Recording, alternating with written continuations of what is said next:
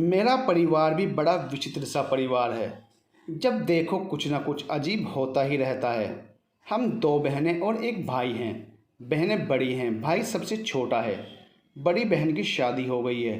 अब शादी का मेरा नंबर है और मेरे लिए ज़ोर शोर से लड़के की तलाश जारी है। मेरा भाई कॉमर्स लेना चाहता था, पर पिताजी ने ज़बरदस्ती साइंस दिला दी।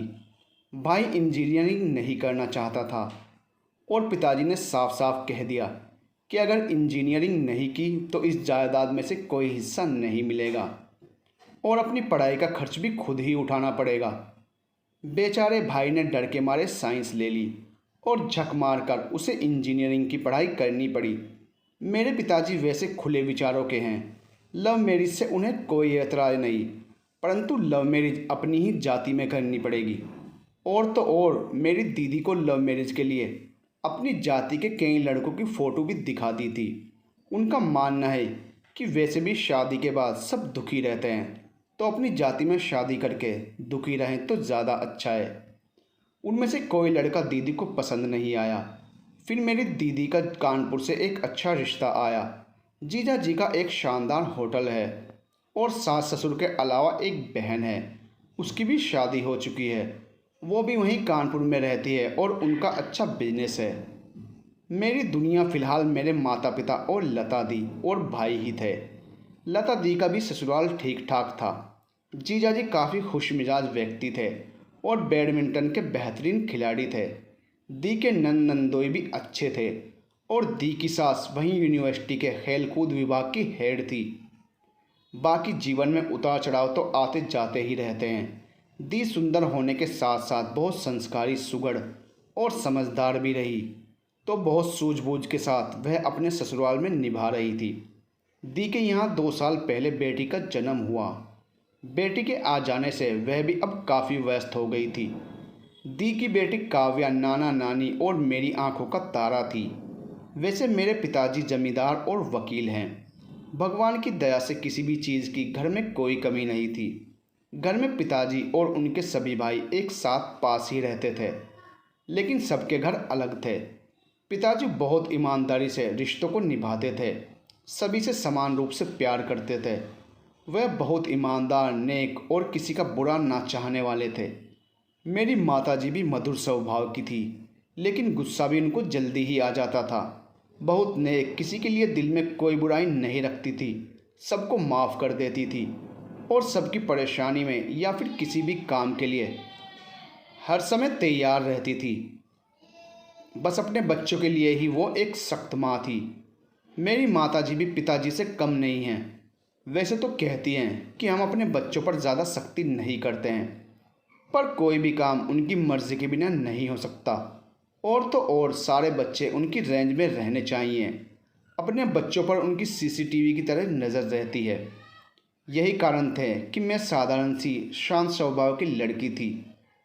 हर वक्त मुस्कुराना, हंसना, खेलना, मजाक करना मुझे बहुत पसंद था। बच्चों के साथ बच्चा बन जाना मुझे बहुत भाता था।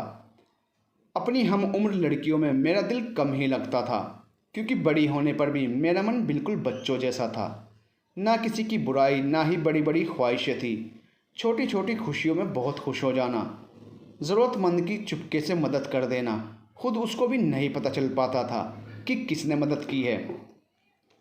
बच्चों की तरह ही नाराज़ हो जाना और पल में ही किसी भी छोटी सी बात से बहल जाना। तेर मेर से अनजान, भगवान से डरने वाली थी। जहाँ एक और इतना बचपना था, वहीं दूसरी ओर मेहनती और समझदार भी थी। अपने लक्ष्य को पाने की जिद भी मेरे अंदर थी। एक बार जो ठान लेती थी, उसको पाने के लिए दिन रात एक कर देती थी। बिंदिया, चूड़ी, कंगना, मेहंदी, ये सब मुझे नहीं भाता था। माताजी अक्सर मेरे इस व्यवहार से परेशान हो जाती थी कि आखिर मुझे अपनी हम उम्र लड़कियों जैसे शौक़ क्यों नहीं है।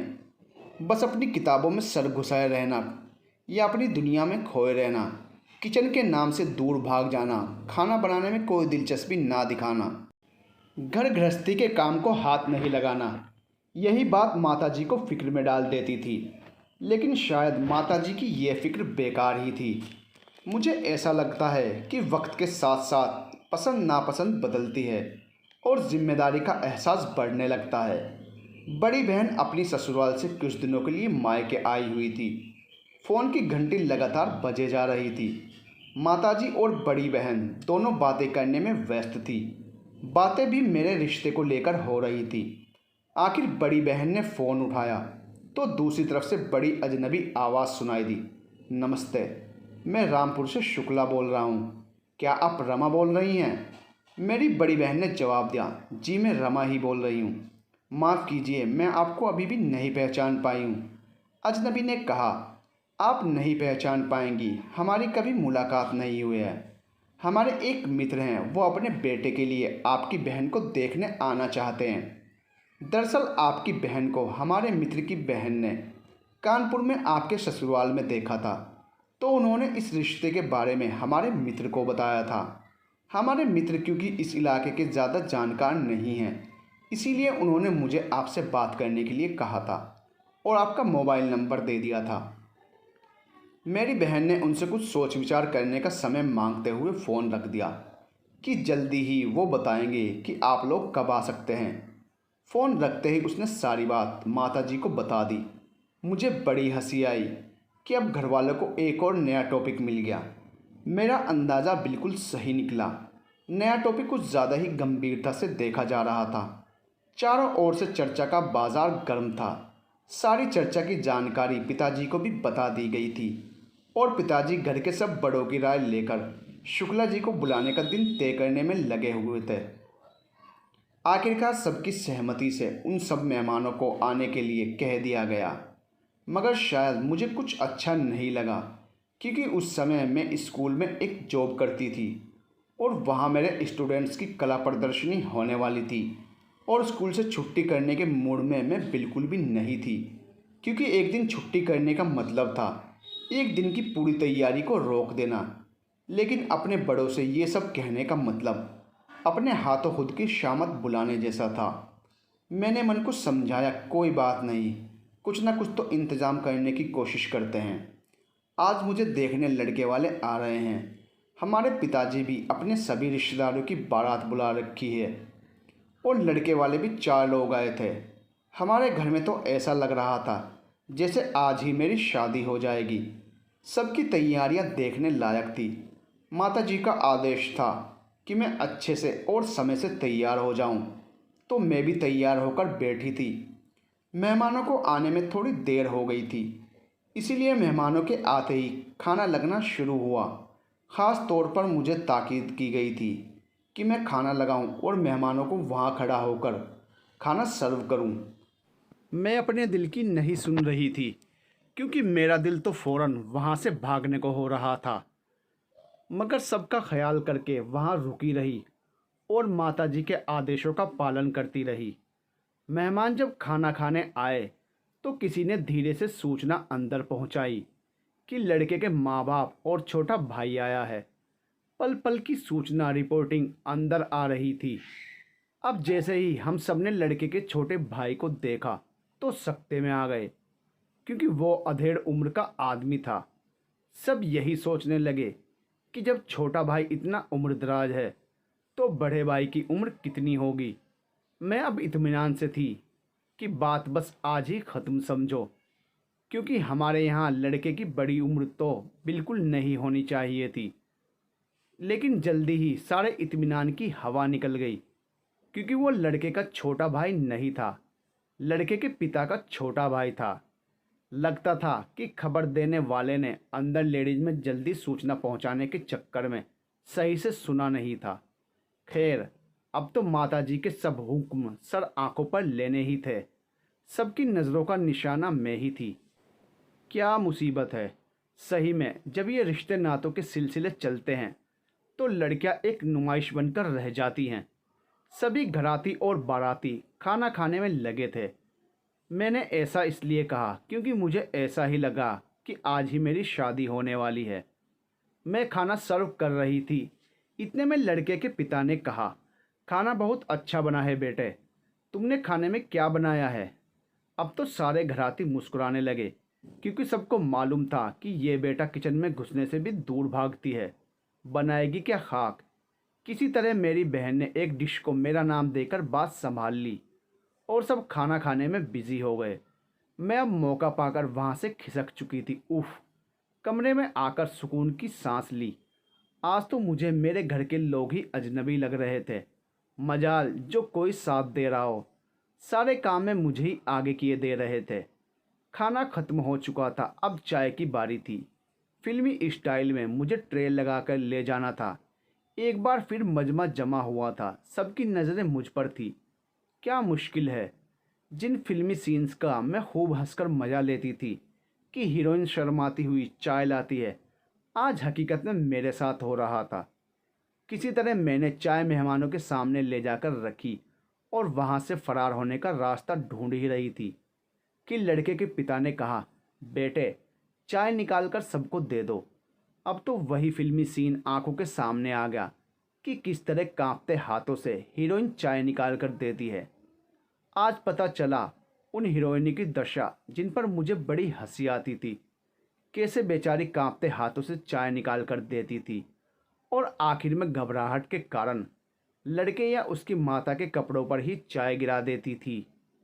मैंने बड़ी मिन्नत भरी नज़रों से अपनी बहन को देखा कि तुम चाय निकाल कर दे दो, तो बहन ने फौरन मेरी तरफ से नज़रें हटा ली।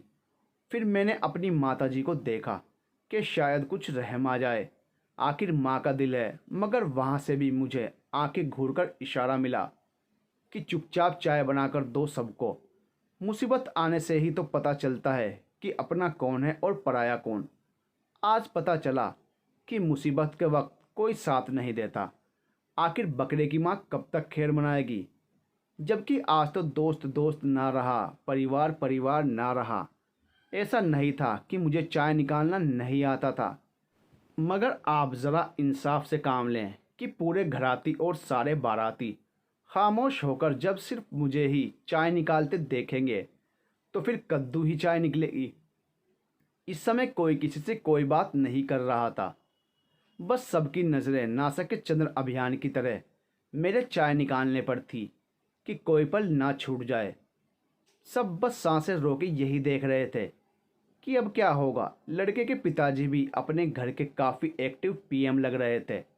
इस समय तो किसी न्यूज़ चैनल का रिपोर्टर भी मेरे बारे में ही रिपोर्टिंग करता हुआ मेरे कानों में गूंज रहा था।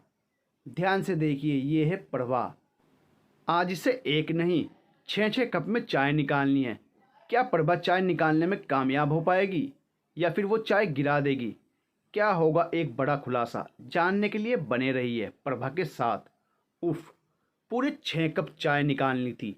अब मैंने बजरंगबली को याद करना शुरू किया, कैसे उन्होंने पर्वत उखाड़ लिया था। इच्छा शक्ति दृढ़ हो तो हर मुश्किल काम आसान हो जाता है। चाय तो बना दी और ख़ास तौर पर अपने हाथों पर ध्यान दिए रही कि बिल्कुल ना कांपने पाएँ।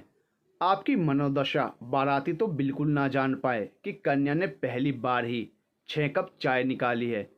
बाकी घराती तो बेचारे सांस रोके खड़े थे कि अब क्या होगा। फाइनली वो सब मेरी 6 कप में चाय निकाल कर देने की सफलता पर बहुत खुश थे।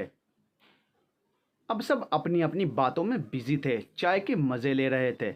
मैंने दबे पाँव वहाँ से जैसे ही निकलने की कोशिश की, माताजी ने कहा, बेटे जाओ आंटी को रूम में ले जाओ और अपनी पेंटिंग्स दिखाओ। एक बार फिर नकली मुस्कुराहट के साथ लड़के की माताजी का वेलकम करते हुए उनको अपने रूम में ले गई। मेरा इंटरव्यू तो अभी बाकी था। बहाना कितना प्यारा मिला था मेरी माताजी को, लेकिन मुझे समझ आ गया था। मैंने अपनी पेंटिंग्स दिखाना शुरू किया और उसी के साथ मेरे बातचीत के तौर तरीक़े को गौर से देखा जाने लगा। लड़के की माताजी को मेरी पेंटिंग में कोई ख़ास दिलचस्पी नहीं दिखी, जबकि लड़के की चाची बड़ी खुशी से मेरी पेंटिंग देख रही थी और बहुत प्यार से पेंटिंग के बारे में सवाल भी पूछ रही थी। जल्दी ही उन लोगों ने वापस जाने की तैयारी शुरू कर दी। उन लोगों को बड़ा अच्छा लगा। मेरे घर के लोगों को भी मेहमान अच्छे शरीफ लोग लगे। कुल मिलाकर आगे रिश्ता जुड़ने की संभावनाएं बढ़ती दिख रही थी। अब उन लोगों ने जल्दी ही जवाब देने का कहकर विदा ली। अब घर के मेहमान भी जाने की तैयारी कर रहे थे। कुल मिलाकर आज जो मेरा तमाशा बना था, आखिरकार वो ख़त्म हो चुका था। मैं भी स्कूल में काफ़ी मसरूफ़ हो गई थी। कला प्रदर्शनी की तैयारियां अब काफ़ी बढ़ गई थी। मगर इस सब मसरूफ़ियत में भी अक्सर वो दिन याद आ जाता था। क्या इतना सब करने की ज़रूरत थी? अभी सिर्फ देखने आए थे, जवाब देना भी बाकी था। मगर माहौल वहाँ एक शादी होने जैसा बना हुआ था। सबकी नज़रें मेरे चारों तरफ थी, पर मुझे बिल्कुल अच्छा नहीं लगा। खामोशी से ये बात होती, अपने जानकार लोगों से ख़ानदान का पता करवा लेते, फिर जब कोई रस्म करने आते तब इस तरह का माहौल शायद अच्छा भी लगता। खैर, काफ़ी दिन बीत चुके थे। कला प्रदर्शनी बहुत अच्छी तरह से संपन्न हुई। अब स्कूल की छुट्टियां हो गई थी।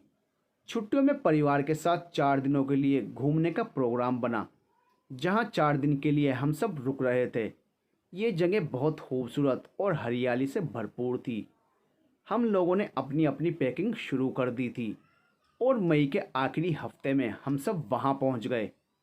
यहाँ हमने एक छोटा सा घर किराए पर ले लिया था, लेकिन पूरे साल बंद रहने के कारण उसमें सफाई करने की ज़रूरत थी। छोटी सी जगह होने के कारण यहाँ होटल नहीं थे। बस इसी तरह यहाँ के स्थानीय निवासी अपने घरों को या कमरों को किराए पर दे देते थे। हम लोगों के लिए ये जगह नई नहीं थी। अक्सर हमारा यहाँ आना जाना लगा रहता था। थोड़ा आराम करने के बाद हम सब घर की साफ सफाई में लग गए और अगले दिन तक घर बिल्कुल सेट कर चुके थे।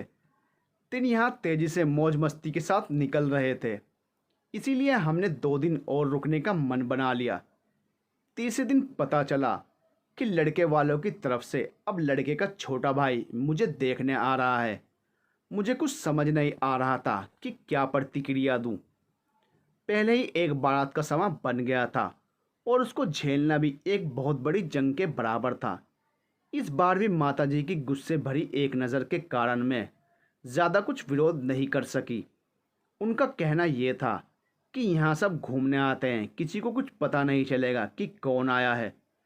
पर मैं अपने दिल को समझा नहीं पा रही थी और मुझे अपना विचार सही लग रहा था कि जब लड़के के माता पिता आधे दिन से ज़्यादा वक्त मेरे साथ बिताकर गए हैं, तो अब इसका क्या मतलब है कि अब लड़के का छोटा भाई देखने आ रहा है। खैर, कुछ किया भी नहीं जा सकता था। एक बार फिर इस दिखावे के विरोध में मेरे पास तर्क नहीं थे, मगर मेरे दिल का ये अच्छा नहीं लगा।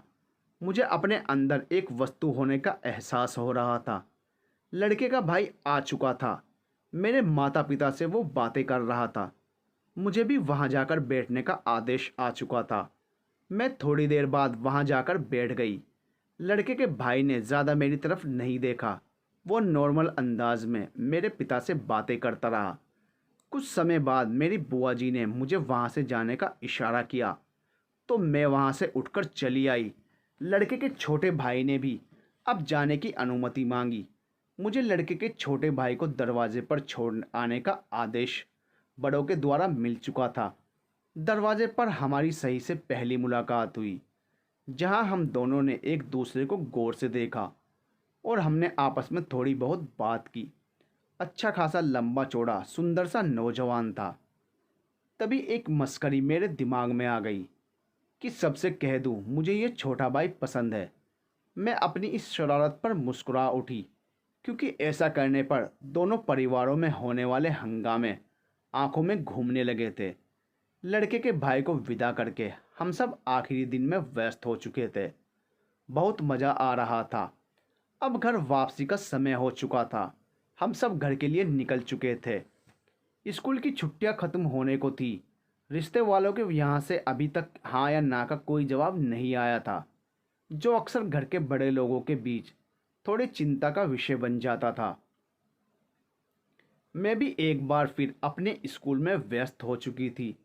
अगस्त शुरू हो चुका था। स्कूल में पढ़ाई सही से शुरू हो चुकी थी। एक दिन स्कूल से घर वापस आई तो मेरी माताजी ने कहा कि तुम्हें 2-3 दिन की छुट्टी लेनी होगी। मैंने कहा, इस वक्त बहुत मुश्किल है, छुट्टी नहीं मिलेगी। क्या काम है? माताजी ने बताया, लड़के वालों का फ़ोन आया था, अब लड़का देखने आ रहा है। हमें एक बार फिर वहीं जाना होगा। वो लोग वहीं आ रहे हैं। यहाँ लोगों को कुछ नहीं बताया है। खामोशी से लड़का तुम्हें वहीं देख लेगा। ये सुनते ही मुझे गुस्सा आ गया। मैंने माताजी से कहा, ये क्या मजाक बना रखा है इन लोगों ने मेरा। मुझे नहीं जाना है, मैं कोई छुट्टी नहीं ले रही हूँ। बस इतना सुनना था। माताजी का पारा 7वें आसमान पर था और बड़े बड़े खिताबों से मुझे नवाजा जाने लगा। सारी उम्र हमारी छाती पर मूंग दलनी है। कहीं कोई लड़का तो पसंद नहीं कर लिया जो मना कर रही हो। हमेशा हमें जैसे ऐसी को नौकरी ही करानी है, शादी तो जैसे करनी ही नहीं है। ऐसी क्या आफत है जो छुट्टी नहीं मिल सकती है। लगातार गुस्से में वो बड़बड़ा रही थी। आखिरकार एक बार फिर मैंने माताजी के सामने घुटने टेक दिए। घुटने टेकने के अलावा मेरे पास कोई और चारा भी नहीं था, क्योंकि अगर मैं घुटने नहीं टेकती तो माताजी पिताजी रूपी ब्रह्मास्त्र चला देती, जिसे झेलना मेरे बस की बात नहीं। मगर लड़के वालों के लिए दिल में बहुत गुस्सा आ चुका था। मन ही मन ये तय कर लिया था कि अब लड़के को खूब परेशान करना है। माताजी का गुस्सा तो शांत हो गया था, मगर मेरे अंदर अब हर लम्हे उस वक्त के करीब आने से गुस्सा बढ़ने लगा था। स्कूल में प्रिंसिपल मैडम ने भी अचानक छुट्टी लेने पर खासा ऐतराज़ किया, खूब खरी खोटी सुनाई। मगर क्या करती, सिर नीचे करके उनकी बात सुनती रही। और ये सब मेरे अंदर पनपे गुस्से की आग में घी का काम कर रहा था। अब तो मेरा लड़के को परेशान करने का इरादा फाइनल हो चुका था। मैं बड़े बेमन से कपड़े रख रही थी। माता जी का बराबर ध्यान मेरी तरफ था कि मैं कौन से कपड़े रख रही हूँ। तो ढंग के कपड़े रखने पड़े। आखिर माँ है, सब समझती हैं। मेरे बदले तेवर को वो समझ रही थी। कार में बैठकर एक बार फिर मैंने यही बात दोहराई कि कब तक ये लोग ऐसे ही आकर देखते रहेंगे। मुझे अच्छा नहीं लगता है ये लड़की को बार बार देखने आना, या फिर किसी भी रिश्तेदार का हर दूसरे दिन किसी न किसी का रिश्ता लेकर आ जाना, खूब नाश्ता पानी खा जाना और जवाब के नाम पर 0 बटे सन्नाटा छा जाना। कायदा यही है कि अगर देखने आ रहे हो तो जवाब ज़रूर देना चाहिए, चाहे हाँ हो या ना हो। मतलब लड़की के घर वाले जवाब ना आने तक बस इसी विषय पर बात करते रहते हैं। कुछ फैमिली मेंबर तो और हद पार करते हैं, लड़की को उस लड़के का नाम ले लेकर छेड़ने भी लगते हैं। कुछ लड़की की शादी की प्लानिंग कर अपने कपड़ों की फिक्र करने लग जाते हैं। इस बार मेरी माताजी शांत दिखी, कुछ बोली नहीं, बस सुन रही थी। शायद कहीं ना कहीं वो भी मेरी बात से सहमत थी, मगर शायद उस समाज के बारे में भी सोच रही थी जिसमें हम लोग रहते हैं। और फिलहाल माताजी इसी समाज के ऐसे ही कानून को मान रही थी जो मेरी नज़र में गलत था। मगर उनके लिए सबसे ज़रूरी ये था कि समय से उनकी बेटी की शादी कहीं तय हो जाए। माताजी की भी सोच सही कही जा सकती है। आखिर माँ बाप ही अपनी औलाद के लिए फ़िक्रमंद होते हैं।